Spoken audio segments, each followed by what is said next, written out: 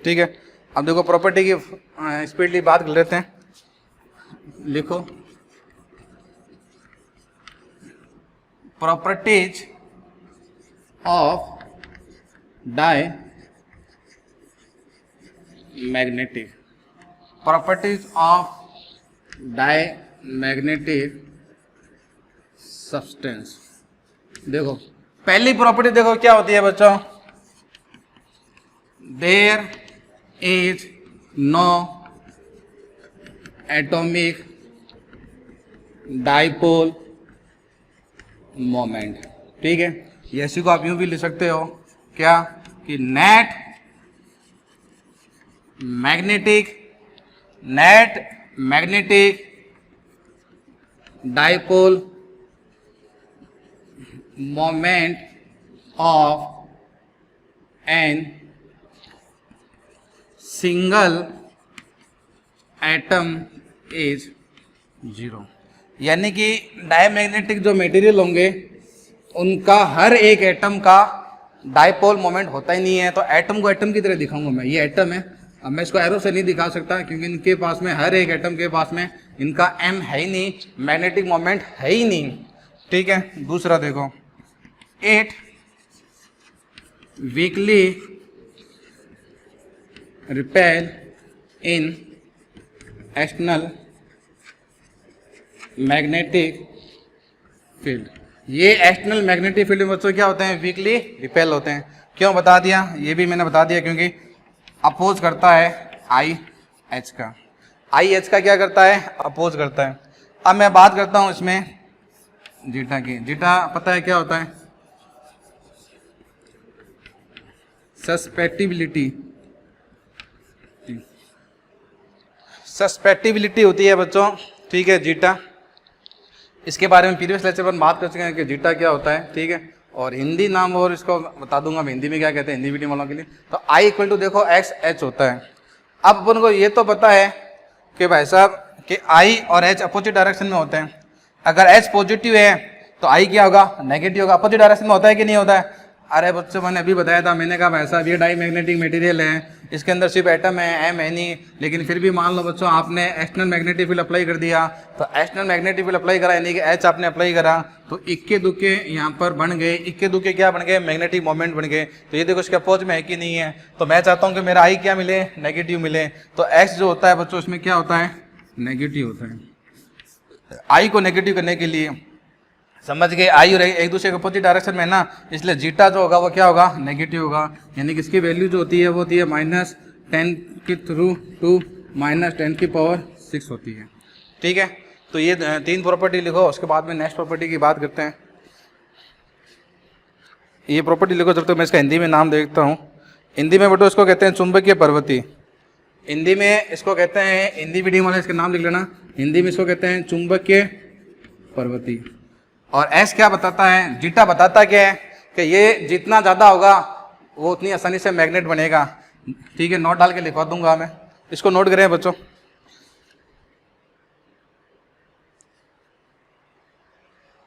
तो प्रॉपर्टी में देखो 3 प्रॉपर्टी हो गई अपने पास में, कोई दिक्कत नहीं है। और एक ही लिख लेना कि भाई साहब जीटा जो है, जीटा बोलते हैं, जीटा जितना मैक्सिमम होगा, ठीक है,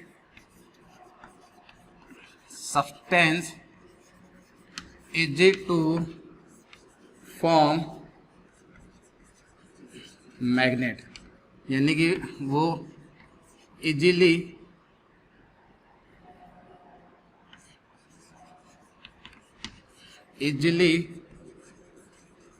मैग्नेटाइजेशन हो जाएगा। इजीली वो क्या हो जाएगा, मैग्नेटाइज हो जाएगा। कोई भी सब्सटेंस है उसका जीटा जितना ज्यादा होगा उतनी आसानी से वो चुंबक बन जाएगा, वो मैग्नेट बन जाएगा।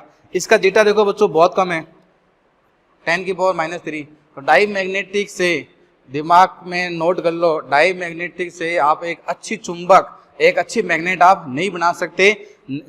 ठीक है ना, इसके 2 बड़े रीजन हैं। एक तो भाई साहब इसके अंदर एटम है लेकिन एटॉमिक डायपोल मोमेंट ही नहीं है, एटॉमिक डायपोल मोमेंट नहीं है। एक तो वो भी रीजन हो गया कि एटॉमिक डायपोल मोमेंट ही नहीं है, तो चुंबक कैसे बनाओगे। दूसरा, ठीक है, इसके अंदर जीटा की वैल्यू कम है। और जीटा की वैल्यू कम क्यों है ये भी देख लो, जीटा की वैल्यू कम क्यों है, क्यों मैं कह रहा हूँ जीटा की वैल्यू इतनी कम होगी, क्यों भाई साहब इसके अंदर एटॉमिक डायपोल नहीं है। एटम होगा उसके अंदर उसका खुद का एटॉमिक डाइपोल मोमेंट होगा, जब उसका खुद का डाइपोल मोमेंट होगा तो ही उसके आप चुंबक बना सकते हो एक्सटर्नल मैग्नेटिक फील्ड अप्लाई करके। ठीक है, नेक्स्ट प्रॉपर्टी देखो इसकी, 4 number property.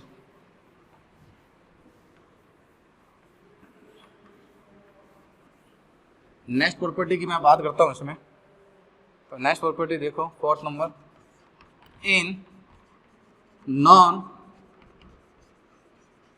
Uniform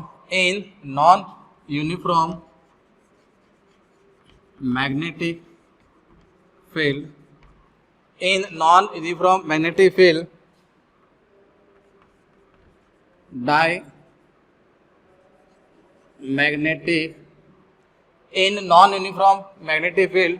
diamagnetic substance move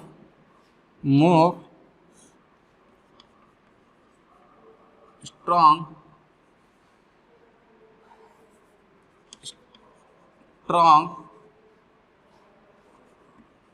field to weak field।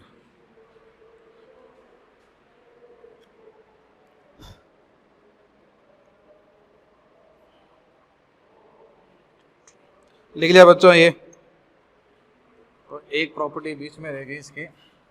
तो in non uniform magnetic field diamagnetic substance, ठीक है, move strong field to weak field. ऐसा क्यों होता है बच्चों? ऐसा भाई ये स्ट्रॉन्ग से वीक क्यों मूव करता है? क्योंकि इनके अंदर जो आई होता है ना वो एच के अपोजिट डायरेक्शन में होता है। आई जो होता है वो एच का क्या करता है? अपोज करता है। ठीक है, 5th नंबर प्रॉपर्टी देखो, यू आर। यू आर का फॉर्मूला क्या होता है? 1 प्लस जीटा। यू आर बच्चों प्रीवियस लेक्चर में बता चुका हूँ मैं, क्या होती है ये होती है आपके पास में रिलेटिव परमिबिलिटी, रिलेटिव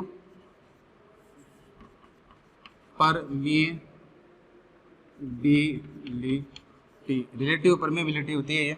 ठीक है, और जीटा देखो इसमें बच्चों, जीटा कितना होता है? -3 to -10⁶। तो म्यू आर जो होगा वो बच्चों 1 से कम होगा कि ज़्यादा होगा? भाई साहब ये नेगेटिव है तो 1 से तो लेस होगा ये, तो ये होता है mu R is slightly less than 1। और म्यू क्या दिखाता है आपको? म्यू जो होता है परमिबिलिटी क्या दिखाती है? परमिबिलिटी देखो, जिस मैटर की परमिबिलिटी जितनी ज्यादा होगी ना उसमें से उतनी ज्यादा मैग्नेटिक फील्ड लाइन पास होगी। जिसका म्यू, चाहे म्यू रिलेटिव हो, चाहे म्यू नॉट हो, चाहे मीडियम हो, तो जिसका म्यू, जिसकी परमिबिलिटी, ठीक है, पारगम्यता कहते हैं उसको, कि हिंदी में क्या कहते हैं? पारगम्यता। तो जिस सब्सटेंस का म्यू जितना ज्यादा होगा उसमें से मैग्नेटिक फील्ड लाइन उतनी ज्यादा पास होगी। अब मेरे को ये बताओ, डायमैग्नेटिक में से बच्चों मैग्नेटिक लाइन पास होगी कि नहीं होगी? 1 पास होगी। क्यों? क्योंकि भाई साहब इसमें आई जो होता है वो एच का क्या करता है? अपोज करता है। तो आई खुद ही जब एच का अपोज कर रहा है तो आई बोलेगा तू मेरे अंदर में से मत गुजर।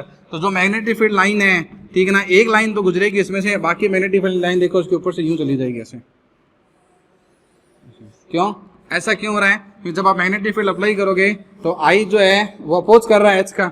भाई ऐसे तो होगा, इंड्यूज जो होंगे, इंड्यूज मैग्नेटिक मोमेंट जो है वो इस एच का एक्सटर्नल मैग्नेटिक फील्ड अप्लाई कर दिया, इसका अपोज करेंगे कि नहीं करेंगे? अपोज करेंगे।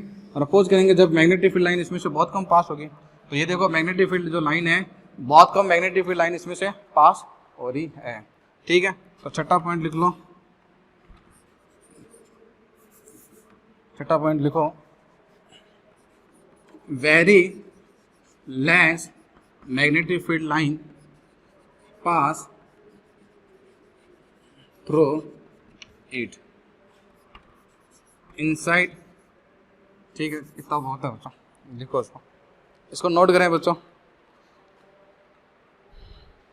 और कोई पॉइंट रेट तो नहीं गए।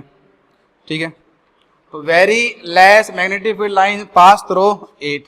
ठीक है, समझ गए? यानी कि इसमें से बहुत कम मैग्नेटिक फील्ड लाइन पास होगी क्योंकि आई खुद ही एच का क्या करेगा? अपोज करेगा। यानी कि magnetic field line very very less dense, बहुत कम डेंस होगी। डेंस का मतलब पास पास, यानी कि बहुत दूर दूर है। देखो एक ही मैग्नेटिक फील्ड लाइन है, तो very less magnetic field line pass through it, magnetic field line very very less dense. ठीक है, इनसाइड 8। तो ये प्रॉपर्टी हो गई बच्चों डाई मैग्नेटिक। रिवाइज कर देता हूँ, पहला डाई मैग्नेटिक जो होता है इनके अंदर एटॉमिक डायपोल ही नहीं होते हैं। एटॉमिक डायपोल मोमेंट नहीं होगा तो क्या होगा, इससे आप अच्छे मैग्नेट नहीं बना सकते। ठीक है, अब इसके अंदर जब आप एक्सटर्नल मैग्नेटिक फील्ड लगाओगे तो आई इंड्यूस होगा according to Lenz law. Induction बहुत कम होता है इसलिए इसमें थोड़ा इंडक्शन को ज़्यादा मानते हैं क्योंकि इसके अंदर एम नहीं होता है। तो इंड्यूस जो होगा आई वो मैग्नेटिक फील्ड लाइन का क्या करेगा, अपोज करेगा। तो जीटा क्या होगा, नेगेटिव होगा। जीटा नेगेटिव होगा तो म्यू आर क्या आएगा, लेस देन 1 आएगा। ठीक है, और आई जब एच का आई जो है वो एच का जब अपोज कर रहे हैं तो ये क्या होते हैं, स्लाइटली रिपेल होते हैं इन मैग्नेटिक फील्ड। लिखो बच्चों ये, उसके बाद में बात करते हैं पैरा मैग्नेटिक का। ये लिख लिया बच्चों ये। अब बात करते हैं पैरा मैग्नेटिक सब्सटेंस की। तो नेक्स्ट हेडिंग लिखते हैं पैरा मैग्नेटिक सब्सटेंस।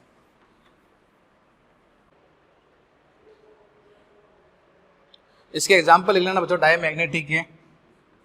एक तो नाइट्रोजन लिख लो H2 पर, एक वाटर लिख लो, एक NaCl है।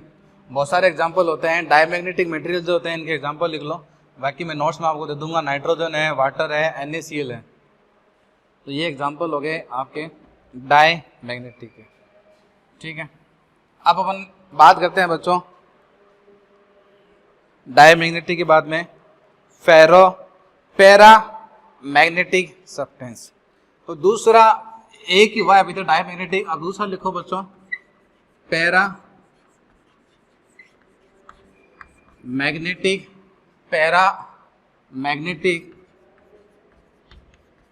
सब्सटेंस।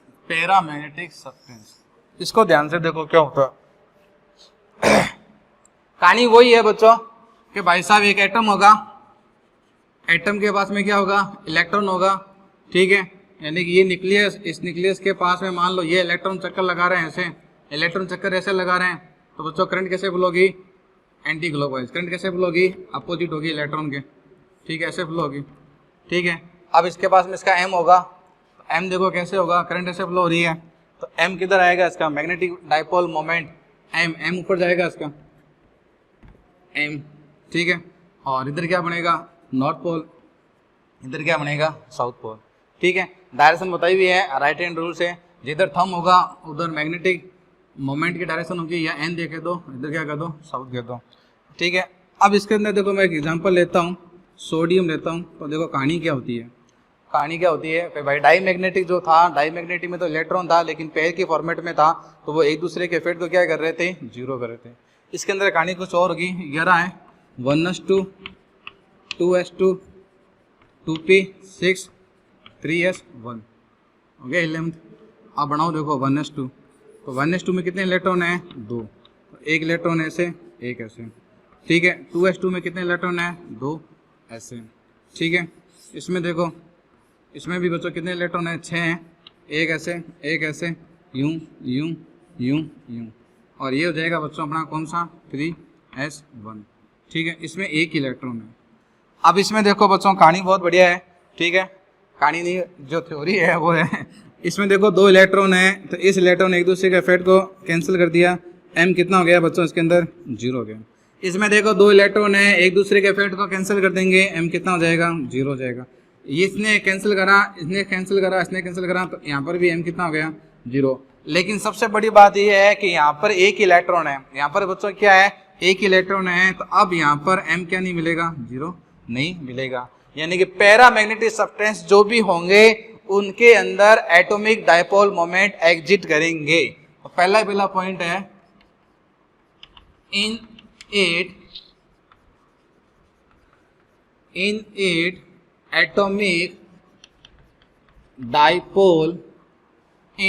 Atomic dipole exist. ठीक है, या ऐसे भी ले सकते हो कि net magnetic moment of an single atom is not 0। यानी कि अब जब इसको जब अपन दिखाएंगे तो हर एक एटम के पास में उसका एम है, तो इसको अपन यूं दिखा सकते हैं, ऐसे यूं दिखा सकते हैं। यानी कि हर एक एटम के पास में m है, तो ये एटम है, इन सब का क्या है, m है, मैग्नेटिक मोमेंट है, यानी कि मैग्नेटिक मोमेंट इसके अंदर बच्चों आपको मिलेगा ही मिलेगा। ठीक है, लिखो बच्चों। अब आपको पता है क्या होगा, एक्सटर्नल मैग्नेटिक फील्ड अप्लाई करोगे, एक्सटर्नल मैग्नेटिक फील्ड अप्लाई करोगे तो ये सारा एक प्रॉपर अरेंज में हो जाएंगे। ठीक है, तो ये लिख लिया, पहले ये लिख लो, उसके बाद में आगे देखो। नेक्स्ट देखो अब क्या होगा, ये तो मान गए आप किसके अंदर बच्चों, हर के अंदर एटॉमिक डायपोल मोमेंट होगा। तो ये देखो पहले ऐसा था, यूं ऐसा था, कोई यूं था, कोई यूं था, कोई यूं था, कोई ऐसे था, कोई ऊपर था, कोई नीचे था, कोई बाएं था, कोई दाएं था, कोई कहीं था। तो इसके अंदर पहले आपको एन नेट कितना था, 0। ये एम नेट जो लिखा है मैंने पूरे सब्सटेंस का लिखा है, पूरे सब्सटेंस का। ये एक एटम है, हर एक एटम के पास में, यहां जो मैंने लिखा था ध्यान से देखना, यहां मैंने लिखा था net magnetic moment of a single atom is non zero. Single atom का एम 0 नहीं होता है, तो ये सिंगल एटम है, इसके पास में एम है, जब भी मैंने एरो दिखाया है। ठीक है ना, ये एक दूसरा एटम, ये तीसरा एटम, ये चौथा एटम, ये बहुत सारे एटम है, लेकिन सब एटम का जब आप ऐड करोगे, सब एटम का जब आप ऐड करोगे तो वो कितना हो जाएगा, एम नेट कितना हो जाएगा, 0 हो जाएगा। क्यों, क्योंकि देखो इसने इसको कैंसिल कर दिया। ठीक है, इसने किसी और को कैंसिल कर दिया होगा, इसने इसको कैंसिल कर दिया, इसने इसको कैंसिल कर दिया होगा, तो एक दूसरे को कैंसिल करेंगे, ये तो एम नेट कितना हो गया, 0।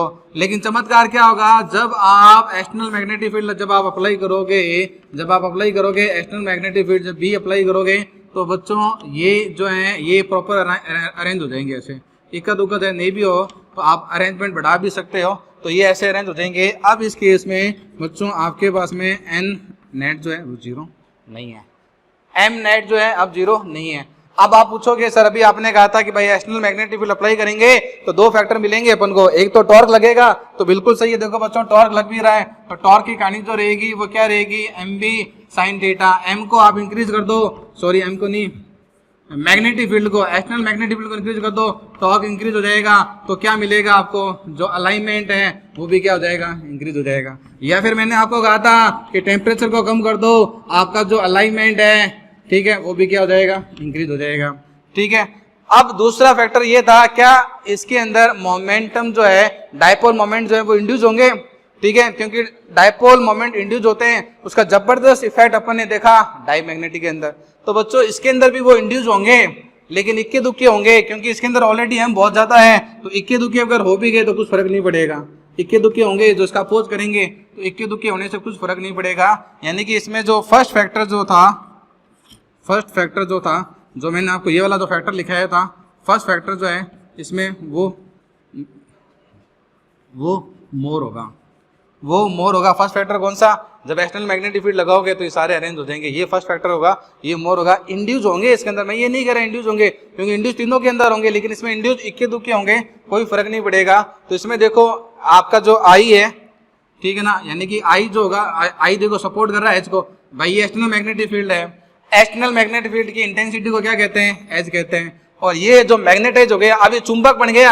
अब देखो ये जो एटम थे ना, ये इस एटम का एम था, ये इसका एम था, ये इसका एम था, अब सारे एम देखो ऐड हो रहे हैं, इक्के दुक्के कैंसिल हो जाएंगे, कोई फर्क नहीं पड़ेगा।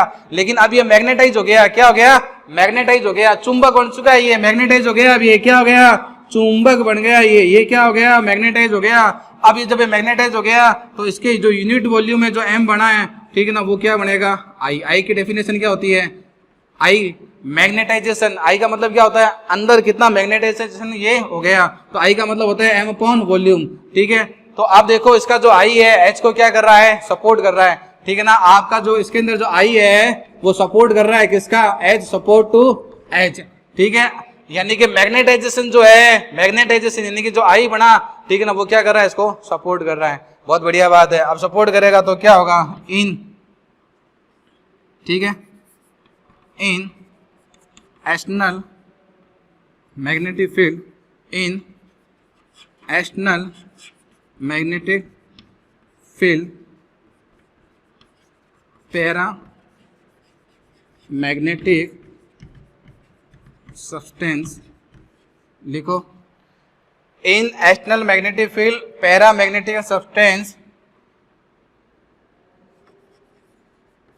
वीकली अट्रैक्ट, तो बच्चों ये वीकली अट्रैक्ट होंगे। भाई आई एच को सपोर्ट कर रहा है तो अट्रैक्ट तो होंगे, लेकिन क्या होंगे, वीकली होंगे। अब आप पूछे स्ट्रांगली कौन होगा, वो फेरामैग्नेटिक होगा। वो कौन होगा, फेरामैग्नेटिक होगा। आई एच को क्या कर रहा है, सपोर्ट कर रहा है। अब जब आई एच को सपोर्ट कर रहा है इसका मतलब एच पॉजिटिव है तो आई पॉजिटिव है। पॉजिटिव का मतलब डायरेक्शन, यानी कि एच अगर इस डायरेक्शन में है तो आई इस डायरेक्शन में है, एच इस डायरेक्शन में है यानी कि एच नेगेटिव है तो आई भी इधर होगा तो आई भी क्या होगा, नेगेटिव। यानी कि जीटा क्या आएगा इसके अंदर, पॉजिटिव आएगा। जीटा जो है वो क्या आएगा, पॉजिटिव आएगा। लिख लिया बच्चों इसको। अब इसकी प्रॉपर्टी की बात करते हैं अपन। तो ये तो मैंने आपको बता दिया कि पैरामैग्नेटिक ये हो गया, ठीक है।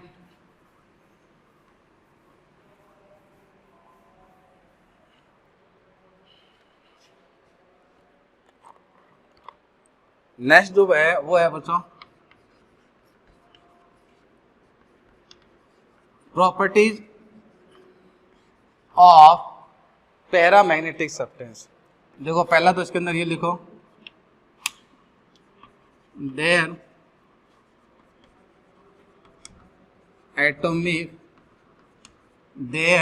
एटॉमिक डाइपोल एग्जिस्ट, ठीक है। यानी कि net magnetic moment of an single atom is not zero. बहुत बढ़िया बात है, ठीक है। दूसरा, ठीक है, दे का मतलब paramagnetic substance, they weakly attract in external magnetic field, ठीक है, एक्सटर्नल मैग्नेटिक फील्ड, ठीक है। नेक्स्ट बात करते हैं अपन, देखो इसमें, ठीक है, they weakly attract in external magnetic field. Third point देखो इसके अंदर, आई इक्वल टू क्या होता है, जीटा यू। आई एच का सपोर्ट करता है, ठीक है, तो जीटा जो होगा सस्पेक्टिबिलिटी, ठीक है। तो जीटे की अगर मैं बात करूं तो बच्चा जीटा जो है इसमें क्या होगा, पॉजिटिव होगा, क्योंकि आई एच को सपोर्ट कर रहा है। अगर एच पॉजिटिव होगा तो उसको भी पॉजिटिव करना है, तो उसको पॉजिटिव रखना पड़ेगा। इसकी वैल्यू जो होगी वही प्लस 10⁻⁻2 टू प्लस 10⁻⁻6 होगी, ठीक है। और उसके बाद में म्यू आर की अगर मैं बात करूं, रिलेटिव परमिबिलिटी, तो रिलेटिव परमिबिलिटी होती है 1 प्लस जीटा, ठीक है। अब जीटा पॉजिटिव है तो 1 के साथ में ऐड होगा, तो ये स्लाइडली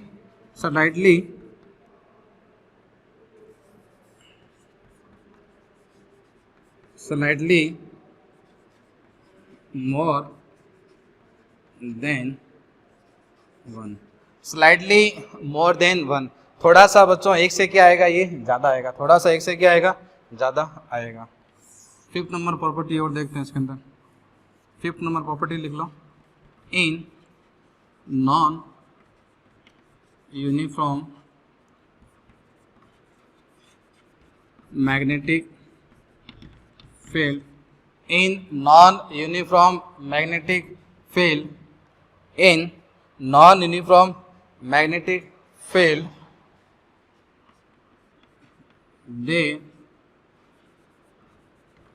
का मतलब आने ना पैरामैग्नेटिक, इट लिख लो, it move weak to strong magnetic field। ये स्ट्रॉन्ग से weak to strong magnetic field बच्चों क्या करते हैं, मूव करते हैं। वीक से स्ट्रॉन्ग क्यों करते हैं, क्योंकि आई जो है वो इसको क्या करता है, सपोर्ट करता है। अब मैंने आपको कहा था बच्चों, देखो एक्स जितना ज्यादा होगा, एक्स भाई एक तो बात पॉजिटिव है और दूसरा आई एच को क्या कर रहा है, सपोर्ट कर रहा है। तो आई का मतलब है वो कितना अंदर मैग्नेटाइज हुआ। तो जब मैग्नेटिक फील्ड लाइन इसमें से पास होगी तो आई जो है वो एच को अपनी तरफ क्या करेगा, खींचेगा। क्यों, क्योंकि आई एच को क्या कर रहा है, सपोर्ट कर रहा है। तो आई एच को इसके अंदर क्या कर रहा है, सपोर्ट कर रहा है। तो इसको नोट कर लिया बच्चों, इसको नोट कर लिया। दूसरा ये वाला पॉइंट मिटा देता हूँ इसमें,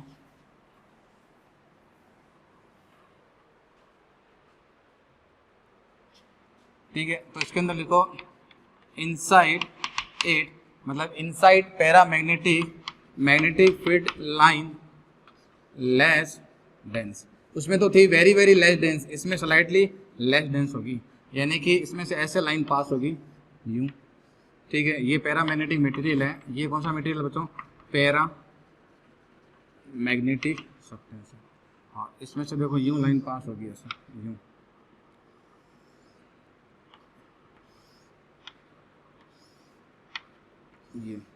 ये आपके पास में मैग्नेटिक फील्ड लाइन है। तो inside it magnetic field line less dense, यानी कि कुछ पास होगी, बहुत ज़्यादा पास नहीं करी है, क्योंकि बहुत ज़्यादा पास किसमें होगी बच्चों? फेरोमैग्नेटिक में। तो डायमैग्नेटिक देखा, डायमैग्नेटिक से तो ध्यान में रखना बच्चों, चुंबक बना ही नहीं सकते, मैग्नेट बना ही नहीं सकते, क्योंकि उनके अंदर तो एटॉमिक डायपोल मोमेंट ही नहीं होता है। फिर पैरामैग्नेटिक देखा, पैरामैग्नेटिक के अंदर डायपोल मोमेंट, ठीक है, होता है, डायपोल मोमेंट हो सकता है, ठीक है ना। पैरामैग्नेटिक से भी आप चुंबक बना सकते हो, मैग्नेट बना सकते हो, लेकिन बहुत बढ़िया क्वालिटी की नहीं बना सकते, ठीक है। और फेरोमैग्नेटिक जब आप देखोगे तो फेरोमैग्नेटिक में आप देखना आई जो होता है एच का बहुत ज्यादा सपोर्ट करता है, यानी कि जीटा की वैल्यू बहुत ज्यादा होती है। मैंने पहले कहा था जीटा क्या बताता है, देखो जीटा और म्यू हमेशा ध्यान रखो। जीटा ये बताता है जिस मटेरियल का, जिस सब्सटेंस का जीटा जितना ज्यादा होगा उसको उतनी आसानी से मैग्नेटाइज कर सकते हो, उसको उतनी आसानी से चुंबक बना सकते हो, ठीक है। और म्यू जिसका जितना ज्यादा होता है ना, म्यू यानी कि परमेबिलिटी का मतलब होता है, हिंदी में इसको कहते हैं पारगम्यता, ठीक है। हिंदी मीनिंग अच्छा होता है इसका, पारगम्यता, यानी कि कितनी मैग्नेटिक फील्ड लाइन इसमें से पास हो रही है। तो जिसका म्यू जितना ज्यादा होगा उसमें उतनी ज्यादा मैग्नेटिक फील्ड लाइन पास होगी, और मैग्नेटिक फील्ड लाइन जितनी ज्यादा पास होगी उतना ज्यादा वो टॉर्क लगाएगी, किस पर? एम पर। जितना टॉर्क लगेगा उतने ही मैग्नेटिक मोमेंट क्या हो जाएंगे? अरेंज हो जाएंगे। और ये सारा सब कुछ मिलेगा फेरोमैग्नेटिक में। तो जो नेक्स्ट लेक्चर रहेगा उसमें बच्चों अपन फेरोमैग्नेटिक के बारे में डिस्कस करेंगे। तो फेरोमैग्नेटिक में अपन देखेंगे कि भाई साहब जीटा बहुत जबरदस्त होता है, आई बहुत जबरदस्त सपोर्ट करता है, बहुत ज्यादा जब सपोर्ट करता है तो उससे बहुत अच्छी मैग्नेट अपन बना सकते हैं, ठीक है। तो वो नेक्स्ट लेक्चर में अपन इसके सबके बारे में, उसके बारे में बात करेंगे। तो दो मटेरियल मेरे यहाँ पर हो गए अपने, डायमैग्नेटिक और पैरामैग्नेटिक्स। जो नेक्स्ट लेक्चर है वो उसके बारे में बात करेंगे अपन फेरोमैग्नेटिक के बारे में, कि फेरोमैग्नेटिक क्या होती है और कैसे उससे अपन परमानेंट या टेम्परेरी मैग्नेट बना सकते हैं। मैग्नेट के लिए बच्चों फेरोमैग्नेटिक मटेरियल बेस्ट है, उसमें भी दो आते हैं, एक सॉफ्ट आयरन आता है, एक स्टील आता है। तो स्टील बेस्ट है कि सॉफ्ट आयरन बेस्ट है, तो उसके बारे में अपन बात करेंगे, ठीक है। तो यहाँ तक इस लेक्चर को मैं एंड करता हूँ बच्चों, ठीक है ना। ऑल द बेस्ट, पढ़ाई करते रहें, थैंक यू।